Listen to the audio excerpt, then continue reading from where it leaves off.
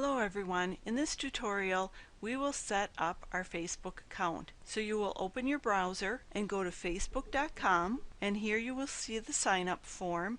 I've already filled in my first name, last name, my email address. I'm using a Gmail account, and my very secure password. Now if you haven't already listened to the tutorial on email and passwords, you might want to go back and do that before you do this tutorial, because there's some really good information in there that might help you. Then I've already chosen my sex and I've filled in a birth date. This isn't my actual birth date. I'm just using this for demonstration purposes. If I was actually filling this out for myself, for my own account, I would use my birth date and I would use my correct birth year. Facebook uses that information mostly for their advertising, so they can target specific groups. So there really isn't any harm in using your actual birth date. And now we will get a couple of words here. Again, this is our security box. A lot of sites use these. The trick is just finding the right characters. Sometimes I don't read them right and I have to do it over, but let's see if I got it right the first time. There we go. And on this screen, Facebook is just asking us to find friends, and we can use our email in order to find friends. I don't like this because we would have to give Facebook our password for our email address, and I just feel like that's not a good idea. So you can do it if you want to, but I would advise against it, and I am going to then skip this step. Here we're going to start filling in a little bit of profile information, and I am going to just start typing in my high school name so you can see how easy it is. It's going to bring up a bunch of schools, and I find Oakfield High, Oakfield, Wisconsin, and that's where I went to school.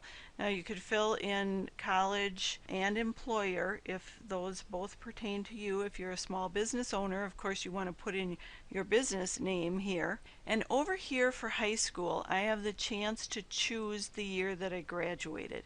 But I'm not going to do that, and I'll explain why in a couple of minutes. Now I will click Save and Continue, and again they're asking me, do I know any of these people and do I want to become friends with them right away? We can find friends later on, so I am going to just click Save and Continue. Here we need to add our profile photo. Now this is a photo that you will have saved on your computer hard drive. It's best if you're using Facebook for Business if you have a professional photo. If you don't have a professional photo at this time, it's something you can do later on. If you have a photo that is just of yourself, that's your second best photo that you could use, because you will see when you have the thumbnail of your image how small it is. And if you're in a photo with a couple of other people, we're hardly going to even be able to find you in that photo. So I'm going to go here and upload the photo that I have, and you'll see what I'm talking about. So I click Upload a Photo, and now I need to browse for that photo. And you see how there is a size limit here? The photo that you're using should be a low resolution photo. And that just basically means that you didn't take that picture with your 10 megapixel digital camera set at its highest resolution. If you have such a good camera, set it at a lower resolution. You don't need such a good image. Actually, high resolution is just wasted on the web. So a low resolution is what you're looking for, because low resolution also means smaller file size. So I have found the photo here that I have saved on my desktop on my computer, and I will double click that, and now it's uploading from my computer to Facebook's computer or server, and every time that someone views my profile, they will see my photo. And it's being a little bit pokey here, but there it is. And I will click Save and Continue, and then already Facebook is welcoming us. There is more to set up and do in the profile, but we come to this screen, and at this point we know that Facebook has already sent us an email, and we'll go check that out in just a minute. Here again, they're giving you this opportunity to find friends. We're going to skip that. You can also activate your mobile phone. Maybe that's something that you want to do later on. It's not part of this setup process that you need to do right now. Maybe you never want to use Facebook on your mobile phone. That's totally up to you. Find people that you know. Again, this is a way to find classmates and coworkers. You can do that if you like. And control what information you share, and those are your privacy settings. And privacy settings are covered in another tutorial. So I am going to go right here to edit profile. We're over here. If you look over here, there's all this information that you can fill in, and we're still on the basic information tab. Fill in the current city where you live, the hometown where you grew up. Your sex is already chosen if you did that right away in the first steps. Your birth date. Now what's very important here is you go over here on the right and you see this little drop down. It says show my full birthday in my profile. We want to choose the second option, show only month and day in my profile. That is so the year of our birth won't show up. That's important because we don't want any more information out there than absolutely necessary. Facebook wants that information. Okay, we'll give it to them. That's fine. But we don't have to show it out there for anyone who might be looking for information that they really don't need to have, such as identity thieves. Identity theft is real. It happens every day. So why not let's just do these little steps that protect us. That's also why I didn't show the year that I graduated high school, because my thinking is that an identity thief can figure out they can take the year that I graduated high school and they can figure out the year that I was born and might take a couple of guesses, but they'll figure it out. So I just leave that blank too. If I ever need to use that for some reason, I can always change that. Now down here you'll see the About Me section. In that little area there, you want to put a little bit of information about yourself, maybe about your family, a little bit of personal information. But if you're a small business owner and you want to use Facebook for business and to attract customers, you will also want to put in a little bit of information about your business. Maybe you put your business name in there again. Definitely use some keywords that represent your business. For me, I just mentioned that I do social media coaching and web design. Those keywords then can help someone find me if they search for social media or web design on Facebook. Also, search engines will index pages on Facebook, and that just means indexing just means that search engines can find the things on Facebook. Fill and use as many characters as you can. Facebook will let you know when you've hit your limit. And just remember to use some keywords in there, anything that can help your business. So now that we've changed this over here, we need to click Save Changes down here. Of course, you will have filled in more information there. And then you want to go through all of these tabs over here and fill in as much information as you want to. There are a couple of things that I'm going to go over that you definitely want to do, and one is going back to your profile picture and editing the thumbnail. The thumbnail is what is going to show up every time you post.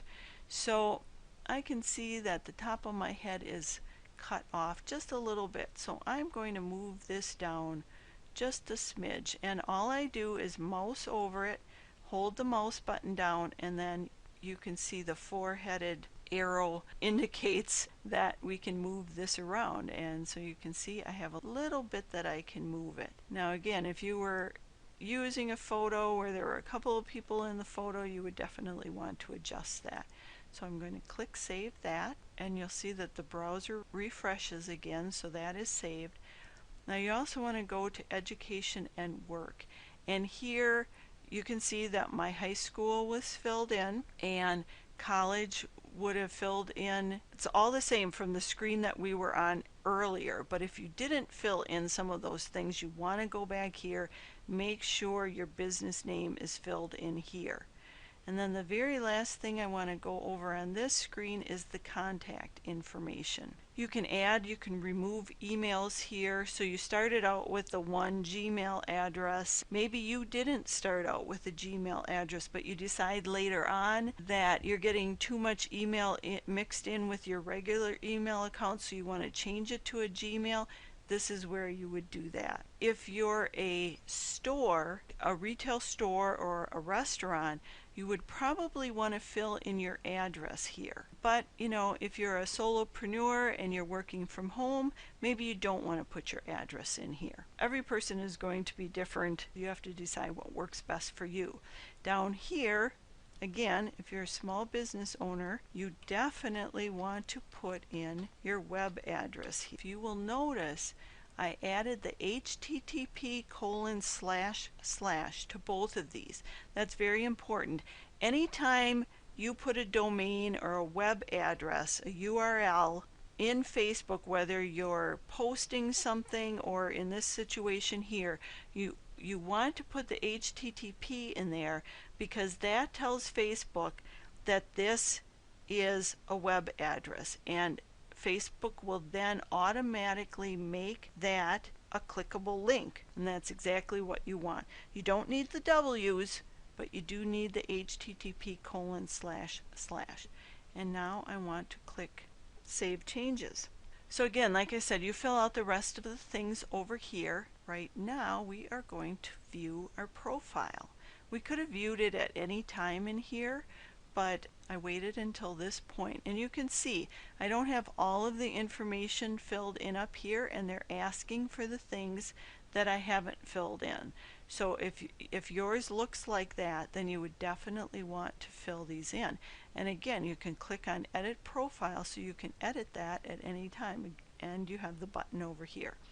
So you can always go back and make these changes. And if you notice here, my web addresses are clickable. If I would click on these, a new browser window or a new tab would open, and you would go to my website. So at this point, we are going to check our email. If you click here, it should take you right to your email. If it doesn't, you have to just log into your email, the email address that you used for this Facebook account, and then check it. Now I already have mine open up here to save a little bit of time, and you'll see that I have the email from Facebook, and I'm going to open that up, and it just says, "Hi Laura, to complete the sign up process, please follow this link." So I am going to click on that link, and it says you have successfully, whoa, went away so fast, but it told me I successfully activated my account. So this is it. I'm going to click on home here, and there's not much here, and if I click on my name up here, this is my actual profile, which we saw before. There's not much information there because this is just my profile for this demonstration. If you want to see my actual profile, you would go to facebook.com/Laura G. Wagner, and you can go to that at any time and see how I actually have my profile set up, and that would help you as well setting up your profile. So that's it with the setup process. I hope you will join me for more tutorials from Social Media for Business. Thank you for listening today. Have a great day.